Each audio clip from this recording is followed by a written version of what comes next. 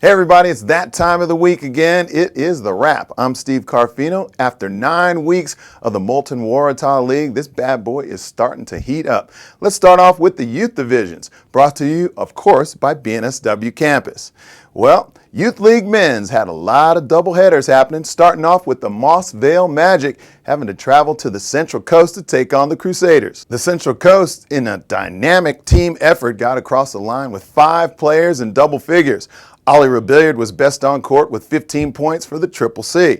Then on Sunday, they had another tough feat, going up against the second-place Comets at Alexandria Stadium. The Comets were also able to keep their winning streak intact, getting out to a comfortable lead, allowing to stay a perfect 5 from 5. While Penrith were able to pick up the double, defeating Bankstown and Newcastle on the road this weekend, Adam Luca and Sean Weeks were topping all the charts for the Panthers. In remaining matches, the Hunters went down in both of their matches this weekend, while Manly were able to get the job done at home with 5 players in double figures. It was a major win for Blacktown. They had the Mustangs all tied up, and Ding Muan had 27 points. Now, after 9 rounds, let's have a look at the leaderboard. As you can see, the Triple C are the team to beat, followed by the Comets, Seagulls, Panthers, Storm, and Bruins making up the 6.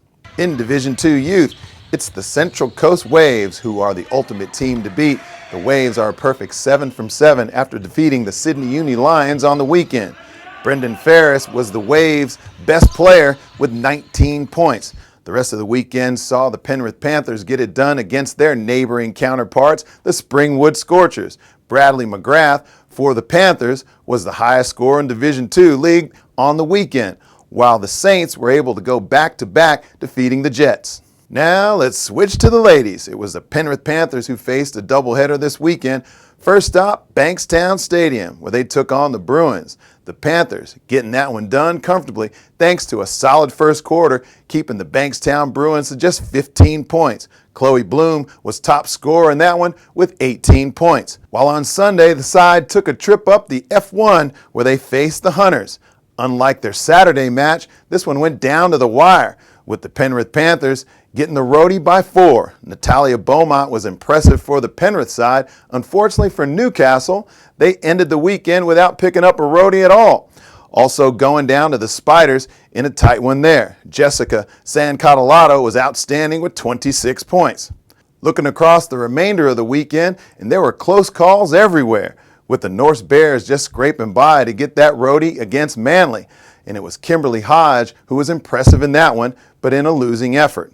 While the Triple C and the Sydney Comets were also able to pick up W's. Let's slide on over to Division I men's. The Sydney Uni Lions have kept their 4-game winning streak alive after defeating the Hills Hornets at home on Saturday.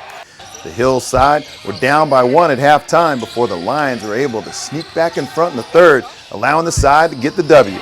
St. George were the only other side to get the road win this weekend, defeating the Hawkesbury Jets and the Saints with 4 players in double figures.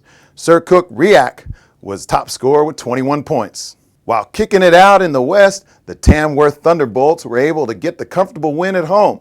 Crossing over to Championship Women, it was the Newcastle Hunters who took their perfect record to the Brick Pit in Hornsby to take on the Spiders.